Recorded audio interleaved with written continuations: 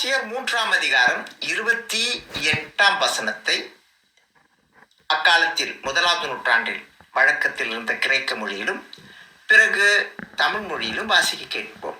கிரேக்க மொழியில் ஊக் any யூதயோஸ் உதே Helen ஊக் any துலோஸ் உதே எழுதெரோஸ் ஊக் any அர்சன் காய் தேலி பந்தேஸ் கார் ஹிமெஸ் எஸ் எஸ்தே என் கிறிஸ்து இயேசு.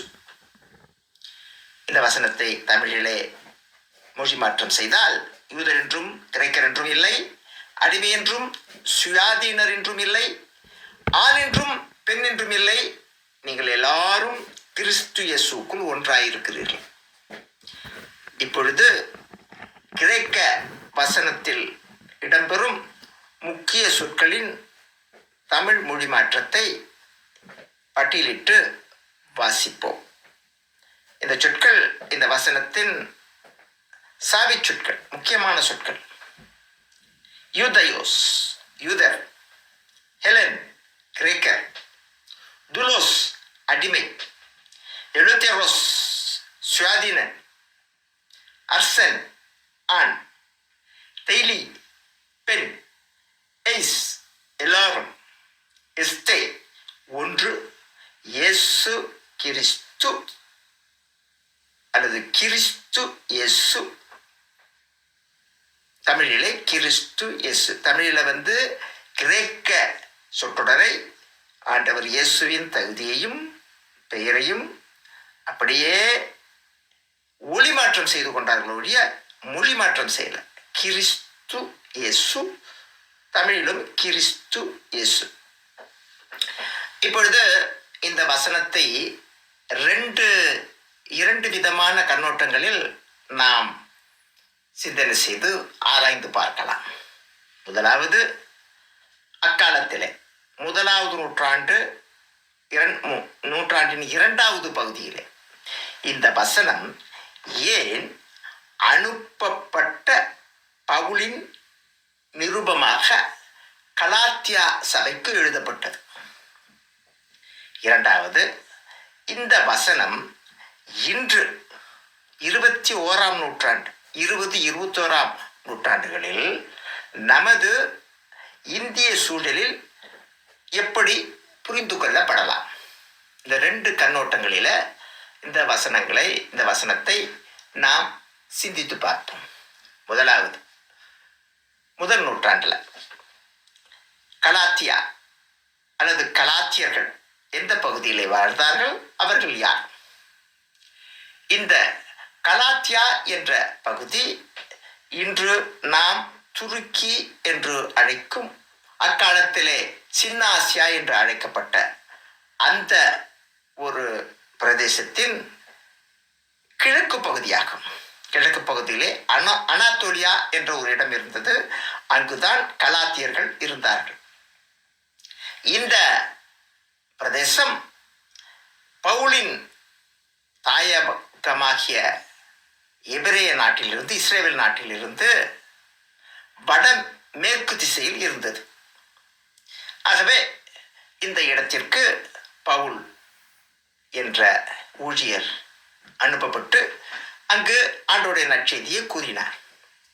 கூறி பலர் ஆண்டவரை ஏற்றுக்கொண்டு அங்கு ஒரு ஆண்டவருடைய சாட்சிகளின் அவை தோன்றியது. ஆனால் அந்த பகுதிகளில் ஏற்கனவே அதற்கு முன்பே யூதர்கள் சென்று குடியேறி இருந்தனர். யூதர்கள் பல இடங்களுக்கு சென்று குடியேறி ஆங்காங்கே அவர்களுடைய தெய்வாலயங்களை நிறுவி அங்கு வழிபாடுகள் செய்து வந்தனர். பொதுவாக அனுப்பப்பட்ட பவுல் ஒவ்வொரு இடத்திற்கு செல்லும் பொழுதும், அல்லது அக்காலத்திலே அனுப்பப்பட்டவர்கள் ஒவ்வொருவரும் ஒவ்வொரு இடத்திற்கு செல்லும் பொழுதும் அங்கு இருக்கக்கூடிய யூத தெய்வாலயங்களின் வாயிலாகவே நற்செய்தியை அறிவித்து வந்தனர். அவ்வாறு அறிவித்து வந்து அதே யூத தேவாலயங்களில் யூதர்கள் ஆண்டவராகிய இயேசுவை சொந்த மீட்பராக ஏற்றுக்கொண்ட பிறகு அவர்களோடு யூதர் அல்லாத கிரேக்க மொழி பேசக்கூடிய கிரேக்கர்களும் ஆண்டவரை ஏற்றுக்கொண்டு அவர்களோடு சேர்ந்து இருவரும் இணைந்து அக்காலத்து அவைகள் நடத்தப்பட்டன. இப்ப இந்த சூழல்ல கலாத்தருடைய நிலவரம் எப்படி இருந்துச்சுன்னா, கலாத்தருடைய அதாவது இறையியல், அரசியல், சமூக சூழல் எப்படி இருந்தது என்பதை நாம் சிந்தித்து பார்க்கணும். அங்கு கிரேக்கர்களுக்கு வேதம் என்பது தெரியாது. அக்காலத்து வேதம் என்பது இப்பொழுது நாம் பழைய ஏற்பாடு என்று கருதப்படும் வேதம் தான் அக்காலத்து வேதம். இந்த வேதத்தை யூதர்கள் அவர்களுடைய தாய்மொழியாகிய எபிரேய மொழியில வாசித்து தொழில்கள் நடத்தி வந்தனர். அதே சமயத்தில் அவர்கள் கிரேக்க மொழியும் பேசுகிறவர்களாக இருந்தார்கள். அக்காலத்தில் 1ஆம் நூற்றாண்டிலே மத்திய தரைக்கடலை சுற்றி இருந்த பகுதிகளிலே பரவலாக பேசப்பட்டு வந்த மொழி கிரேக்க மொழியாகும். ஆகவேத்தான் இங்கு கிரேக்கர்கள் என்று குறிப்பிடப்படுகிறது. அப்ப கலாத்தியர்கள் கிரேக்க மொழியை அறிந்தவர்களாக, பேசியவர்களாக, புரிந்து கொள்ளக்கூடியவர்களாக இருந்தார்கள். அப்போ ஒரு பக்கம் கிரேக்கர்கள் அவர்களுக்கு இந்த வேதத்தினுடைய அறிவு தெரியாது. இயேசு சுவாமியை அவர்கள் அறிந்தார்கள், ஏற்றுக்கொண்டார்கள், ஆண்டவருடைய சாட்சிகளாக வாழ ஆரம்பித்தார்கள். அடிப்படை காரியங்கள் மாத்திரம்தான் தெரியுமா ஒழிய யூத எல்லா விதமான பழக்க வழக்கங்களும் வேதத்தின் அடிப்படையிலோ அல்லது அவர்களுடைய பாரம்பரிய பழக்க வழக்கங்களோ இவர்களுக்கு தெரியாது. இந்த மாதிரி ஒரு சூழல்ல ஒரு விதமான வித்தியாசம் யூத சாட்சிகளுக்கும் ஆண்டவருடைய சாட்சிகளுக்கும் கிரேக்க ஆண்டவருடைய சாட்சிகளுக்கும் ஒரு சில வித்தியாசம். ஆகவேத்தான் இந்த வசனத்துல முதலாவது யூதர் என்றும் கிரேக்கர் என்றும் இல்லை என்ற காரியம் அங்கு முதல்ல இடம்பெறுது. அப்போது உள்ள யூதர்கள் கிரேக்கர்களை சற்று குறைவாக பார்த்தார்கள். அதாவது இவர்களிடம்தான் உண்மையான வெளிப்பாடும் வேதம் இருக்கிறது, இவர்கள் செய்வதுதான் சரி என்றும், கிரேக்கர்கள் வேதத்தை அறியாதவர்கள் என்றும், இவர்களுடைய பழக்க வழக்கங்கள் பாரம்பரியங்கள் எல்லாம் அவர்களுக்கு திணித்து அவர்களை யூதர்களைப் போல வாழ வேண்டும் என்ற ஒரு வழிநடத்துதலில் பல அக்காலத்து யூத கிறிஸ்தவர்கள் செய்து வந்தார்கள். இது சரியானது அல்ல என்ற ஒரு நோக்கத்தில் முக்கியமானது இயேசுசாமியை அறிந்து கொள்ளணும், அவருடைய போதனைப்படி நடக்கணுன்ற நோக்கத்தில் தான் இந்த வித்தியாசத்தை, இந்த ஏற்றத்தாழ்வு, முக்கியமா இந்த ஏற்றத்தாழ்வு மனப்பான்மை இல்லாமல் இருக்கிறதுக்காகத்தான் இந்த காரியம் முதலாவது யூதர் என்றும் கிரேக்கர்கள் என்றும் இல்லை என்பது முதலாவது குறிப்பிடப்பட்டிருக்கிறது. அப்ப ஆண்டவர் ஏற்றுக்கொண்டவர்களுக்கு அடிப்படையாக தெரிந்தது என்ன? அவருடைய பிரமாணம். அடிப்படை அவருடைய பிரமாணம், அதாவது ஒரே கடவுளை வணங்கணும், அந்த கடவுள் சிலை வழிபாடு செய்யக்கூடாது, பிறனுக்கு விரோதமாக எந்த விதமான காரியங்களும் செய்யக்கூடாது, விபச்சாரம் செய்யக்கூடாது என்ற அடிப்படை போதனைகள் மாத்திரம் அவங்க கடைபிடிச்சு வந்தாங்க. இது எல்லாரும் ஏற்றுக்கொள்ள வேண்டிய ஒரு காரியம். ஆனால் யூதர்கள் அவர்களுக்குன்னு சில விருத்த சேதனம் போன்ற சில விதமான பாரம்பரியங்கள் வேதத்தின் அடிப்படையில் உள்ளதுதான் பலவிதமான காரியங்களா செய்து வந்தார்கள். அதையெல்லாம் இந்த கிரேக்கர்களுக்கு அறியாமல் இருந்ததுனால செய்யாம இருந்தாங்க. அவங்க செய்யணுன்ற மாதிரி ஒரு மனப்பான்மையை, ஒரு போதனைகளை ஒரு சில யூதர்கள் கொடுத்து வந்ததுனால யூதர்கள் தங்களை உயர்வாக கருதி கொண்டு கிரேக்கர்களை தாழ்வாக கருதினால இந்த இன வித்தியாசத்தின் அடிப்படையில் ஏற்றத்தாழ்வு இருக்கிறது சரியில்லைன்றதுக்காக வேண்டி யூதர் என்றும் இல்லை, கிரேக்கர் என்றும் இல்லை என்று கூறினார். இரண்டாவதாக அடிமை என்றும் இல்லை, சுயாதீனன் என்றும் இல்லை என்று கூறுகிறார். அக்காலத்து சமுதாயத்தில் அடிமைத்தனம் அதிகமாக செயல்பாட்டில் இருந்த ஒரு காரியமாக இருந்தது. ஒரு மக்கள் கூட்டம் இன்னொரு மக்கள் கூட்டத்தால் அல்லது ஒரு தேசிய இனத்தால் இன்னொரு தேசிய இனத்தால் போரில் மேற்கொள்ளப்பட்டால் மேற்கொள்ளப்பட்ட தேசிய இனத்தார் யார் மேற்கொண்டார்களோ அவர்களுடைய அடிமைகளாக வாழும் ஒரு சூழல் இருந்தது. ஆகவே அடிமை சுயாதீனன் என்ற ஒரு நிலவரம் சமுதாயத்தில் காணப்பட்டது. சமுதாயத்தில் இருக்கக்கூடிய ஒரு பிரிவு. இதன் அடிப்படையில் சுயாதீனமான மனிதர்கள் அடிமைகளாக இருந்தவர்களை சற்று தரக்குறைவாக நினைத்தார்கள். இந்த மாதிரிப்பட்ட ஏற்றத்தாழ்வு ஆண்டோடைய அவையில் இருக்கக்கூடாது என்பதை இங்கு அனுப்பப்பட்ட பவுல் சுட்டி காண்பிக்கின்றார். மூன்றாவதாக, ஆண் என்றுமில்லை பெண் என்றுமில்லை. ஆண் பெண் என்ற வித்தியாசம் தொன்று மனித இனம் படைக்கப்பட்ட நாள் முதல் இருந்து வரக்கூடிய ஒரு காரியமாகும். ஆகவே பழங்காலத்து சமுதாயங்களில் ஆண் ஆதிக்கம், ஆண் தான் உயர்ந்தவன், ஆணுக்கு கட்டுப்பட்டுத்தான் பெண் இருக்க வேண்டும் என்ற ஒரு நிலை இருந்தது. அது இன்றும் இருந்து வருகிறது. இந்த மாதிரிப்பட்ட ஒரு நிலை இருக்கக்கூடாது. ஆண் பெண் என்ற வித்தியாசம் இருப்பது உண்மைதான். ஆனால் ஆண் உயர்ந்தவன், பெண் அந்த ஆணுக்கு அடுத்த நிலையில் இருக்க வேண்டியவள் என்ற ஒரு நிலை இருக்கக்கூடாது என்பதற்காக ஆண் என்றுமில்லை பெண் என்றுமில்லை என்ற ஒரு காரியத்தை இந்த அனுப்பப்பட்ட பவுல் வலியுறுத்துகிறார். எல்லாரும் கிறிஸ்து இயேசுக்குள் ஒன்றாயிருக்கிறீர்கள் என்று இந்த வசனத்தை முடிக்கிறார். இதுதான் அக்கால சூழல்.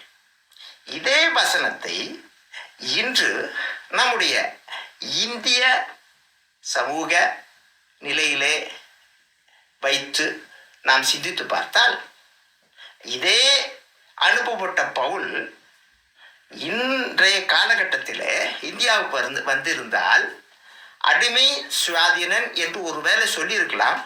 அது கூட இன்னொரு காரியத்தை சேர்த்து கொண்டிருக்கலாம். அக்காலத்தில் இந்த மாதிரி தேசிய இன வித்தியாசங்கள் இருந்தது. இன்று எப்பொழுதும் இருந்துக்கிட்டு தான் இருக்கணும். அதை மாற்ற முடியாது.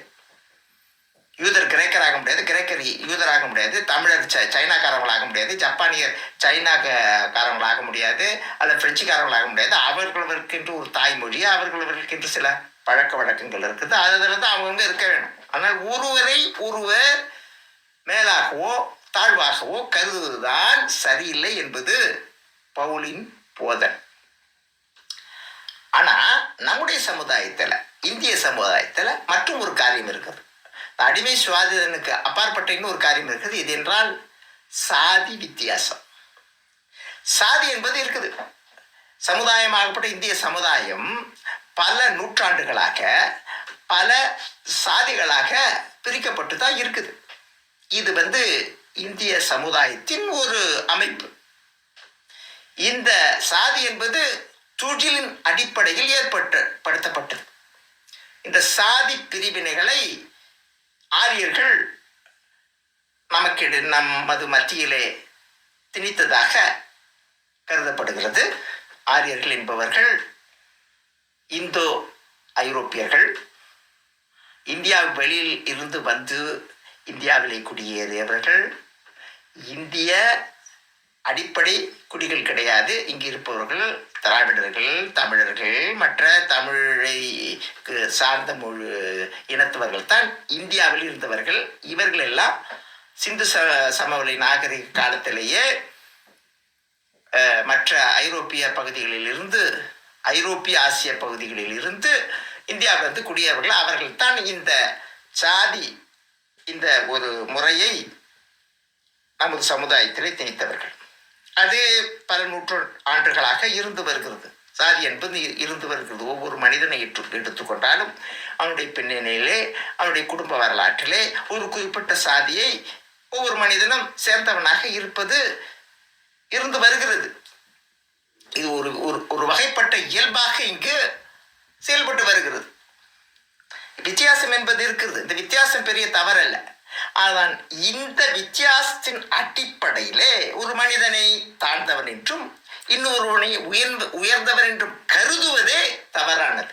எப்படி அடிமையை தாழ்ந்தவன் என்றும் சுயாதீனனை உயர்ந்தவன் என்றும் கருதக்கூடாதோ, எப்படி பெண்ணை தாழ்ந்தவன் என்றும் ஆணை உயர்ந்தவன் என்றும் கருதக்கூடாதோ, அதே போல் கீழ்ஜாதி என்று ஒரு சில சாதிகளை நாம் நினைத்தால் அவர்கள் தாழ்ந்தவர்கள் என்றும், அல்லது உயர்ந்த சாதி என்று நினைத்துக் கொள்பவர்கள் தங்களை உயர்ந்தவர்கள் என்றும் கருதுவதே பெரிய ஒரு தவறு என்பது இந்த வசனத்தை வாசித்து பார்க்கும் பொழுது நமக்கு புலப்படுகிறது. ஆகவே எந்த ஒரு சாதியாக யார் சேர்ந்தவர்களாகவும் இருக்கலாம், அது வெளியேவும் தெரியலாம், அதனால் ஒன்றும் பிரச்சனை இல்லை. ஆனால் அதன் அடிப்படையில் உயர்வு தாழ்வு, அதன் அடிப்படையில் அந்த கீழ் சாதி என்று கருதப்படுபவர்கள் ஒதுக்கப்படுவது சரியல்ல. இதுதான் வேதத்தில் உள்ள போதனை. இப்பொழுது இன்றைய காலகட்டத்தில் கிறிஸ்தவ அவைகளிலும் ஆண்டவருடைய சாட்சிகளுக்கு மத்தியிலே இந்த சாதி உணர்வு என்பது இருக்கிறது. ஒரு சில சாதியை சார்ந்தவர்கள், உதாரணமாக ஒரு செட்டியார் சாதி என்ன எடுத்துக்கொள்வோமே, அல்லது நாடார் என்று எடுத்துக்கொள்வோமே, அல்லது வன்னியர் என்று எடுத்துக்கொள்வோமே, அல்லது பார்ப்பனர் என்று எடுத்துக்கொள்வோமே, அல்லது முதலியார் என்று எடுத்துக்கொள்வோம். இவர்கள் எல்லாம் ஒரு வகைப்பட்ட உயர்ந்த ஜாதி என்று தங்களை கருதி கொள்கின்றனர். ஏனென்றால் அவருடைய பின்னணி குடும்ப வரலாற்றின்படி அவர்கள் அந்த சாதியை சேர்ந்தவர்கள். அல்லது மற்றபடி பல்லரோ பறையரோ தோட்டி இது போன்ற சாதிகளை சேர்ந்தவர்கள் கீழ் ஜாதி என்று கருதப்படுகிறார்கள். அவர்களை ஒரு வகையில ஒதுக்கி வைக்கிறார்கள். அவர்களோடு எந்த விதமான தொடர்பு வைத்துக் கொள்ள மாட்டார்கள். பெண் கொள்ளவோ அல்லது பெண் கொடுக்கவோ மாட்டார்கள். ஆண்டவருடைய பிள்ளைகளாக இருந்தும் அவர்களை ஒதுக்கி வைப்பது பெரிய ஒரு பயங்கரமான ஒரு காரியமாக இருக்கிறது. இப்படிப்பட்ட ஒரு உயர்வு மனப்பான், நான் குறிப்பிட்ட சாதியை சார்ந்தவர்கள் எல்லாம் தங்களை உயர்வான மனிதர்கள் என்று கருதி கொள்கின்றனர். அவர்கள் மற்ற கீழ்ஜாதி என்று கருதுபவர்களை ஒதுக்கி வைப்பது ஒரு பெரிய ஒரு தவறான ஒரு காரியம். இன்று கிறிஸ்தவத்தில் இது இருந்து வருகிறது. அதே போல் கீழ்ஜாதியை சேர்ந்தவர்கள் தங்களுடைய சாதியின் அடையாளத்தை மற்றவர்கள் அறிந்து விடுவார்களோ என்ற பயத்தோடு வாழ்கிறார்கள். அப்படிப்பட்ட பயத்தோடு வாழ வேண்டிய தேவையில்லை.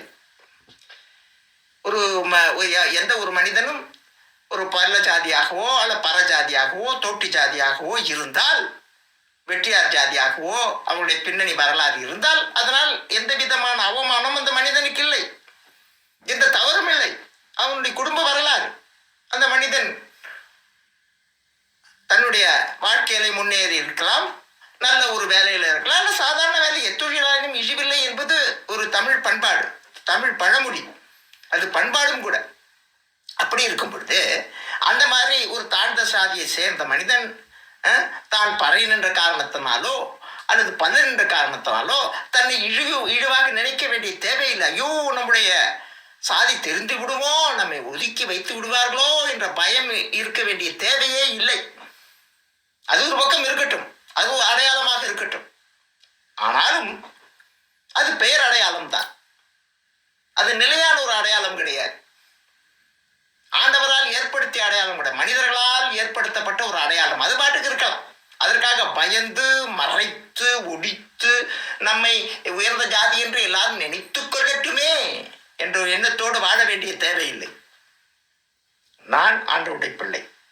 எல்லா மனிதர்களும் தேவனுடைய சாயலிலே படைக்கப்பட்டவர்களாக இருப்பதால் நமக்கிடையே தமிழர் என்றும் இல்லை, சீனர்கள் என்றும் இல்லை, வெள்ளையர்கள் என்றும் இல்லை, கருப்பர்கள் என்றும் இல்லை, ஆண் என்றும் இல்லை, பெண் என்றும் இல்லை, அடிமை என்றும் இல்லை, சுவாதிரன் என்றும் இல்லை, பார்ப்படன் என்றும் இல்லை, பறையன் என்றும் இல்லை,